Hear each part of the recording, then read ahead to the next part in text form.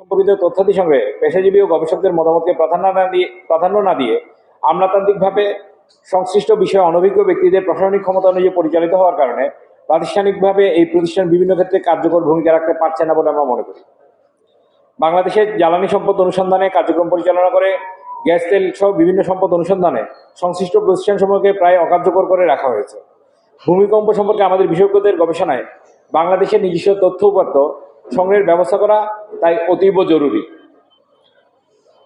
যে কোনো প্রাকৃতিক দুর্যোগ মোকাবেলায় তার কারণ জেনে তার প্রতিকারের কৌশল নির্ধারণে গাইডলাইনও সেই অনুযায়ী তার অনুসরণ করার আইন থাকা জরুরি।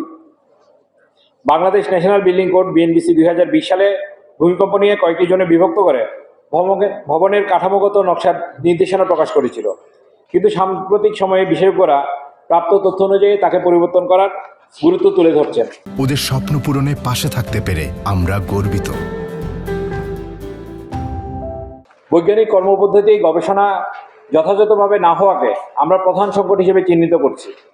জনগণের মাঝে অন্ধবিশ্বাস ও ভ্রান্ত ধারণা পরিবর্তন করতে হলে পেশাজীবীদের বিজ্ঞানসম্মত ধারণালব্ধ জ্ঞান সমাজে ছড়িয়ে দেওয়ার বিকল্প নেই।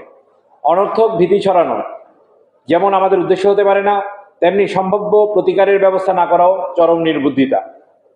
প্রতিকারের প্রশ্নে সারা দুনিয়া অনেক অগ্রসর। নিউজিল্যান্ড, জাপান সহ বিভিন্ন দেশে মহাদেশীয় ফাটলের কাছাকাছি অবস্থানের কারণে সেখানে বছরে হাজার হাজার ভূমিকম্প হয়। সেই সব দেশে বাসস্থান সহ বিভিন্ন স্থাপনা তৈরিতে এমন প্রযুক্তি ব্যবহার করা হচ্ছে যা ক্ষয়ক্ষতি উল্লেখযোগ্যভাবে হ্রাস করেছে। যথাযথ ডিজাইন এবং তদনুযায়ী নির্মাণ কার্য বাস্তবায়নের কোনো বিকল্প নেই। বাংলাদেশে পেশাজীবীদের মূল্যায়ন এবং নীতিমালা অনুযায়ী তা প্রতিপালনের আয়োজন নেই বললেই চলে। খোদ ঢাকা শহরে ভবনের অবকাঠামোগত নকশা যথাযথভাবে হচ্ছে কিনা, তদনুযায়ী নির্মাণ হচ্ছে কিনা তা দেখভাল ও পরিচালনার আয়োজন সরকারিভাবে নেই। রাজুক অনুমোদিত কাঠামোগত নকশায় স্বাক্ষর থাকা সম্প্রতি বাধ্যতামূলক করা হলেও প্রতিটি নকশার নিরীক্ষণ করে অনুমোদন করার কোনো প্রক্রিয়া এখানে নেই। অতীতে অনিরাপদ ও অননুমোদিতভাবে বিভিন্ন ভবনের ধসের ঘটনার পরে সকল ভবনের নকশা নিরীক্ষণ করার কথা বলা হলেও তা কার্যকর করা হয় নাই।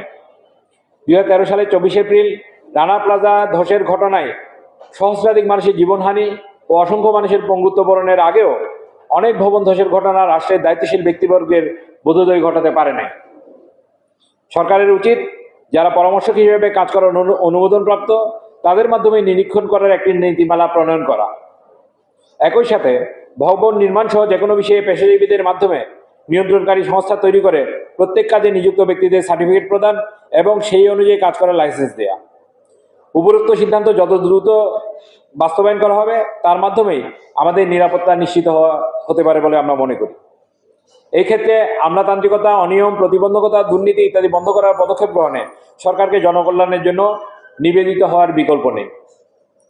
প্রাকৃতিক দুর্যোগ এমন যে নিরাপত্তা ব্যবস্থা যাই হোক না কেন, প্রকৃতির ভয়াল রূপ মোকাবেলার পরেও তা কিভাবে প্রাণঘাতী ও ভয়াবহ মানবিক বিপর্যয় বয়ে আনতে পারে তা আমেরিকা সহ বিভিন্ন দেশে দাবানল, জলোচ্ছ্বাস, সুনামি, ভূমিকম্পের ক্ষয়ক্ষতির ঘটনায় আমরা দেখে আসছি।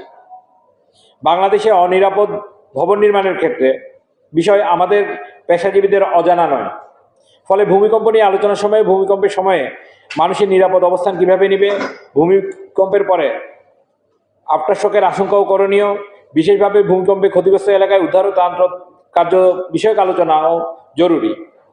প্রতিটা এলাকায় দুর্যোগকালীন সময়ে উদ্ধার তৎপরতা নাগরিকদের যুক্ত করতে হলে ক্রেন, বুলডোজার, হ্যামার ড্রিল সহ পর্যাপ্ত যন্ত্রপাতির আয়োজন এবং সেগুলোর সার্টিফাইড অপারেটর তৈরি, যুবক যুবতীদের নিয়ে এলাকাভিত্তিক দুর্যোগ প্রতিরোধ গ্রুপ তৈরি, দুর্যোগকালীন সম্ভাব্য কার্যক্রমের অনুশীলন ইত্যাদির ব্যবস্থা করতে হবে। দুর্যোগ মন্ত্রণালয়ের মাধ্যমে এই আয়োজন করা গেলে দেশের মানুষের মাঝে একটা নিরাপত্তার বোধ গড়ে তোলা সম্ভব।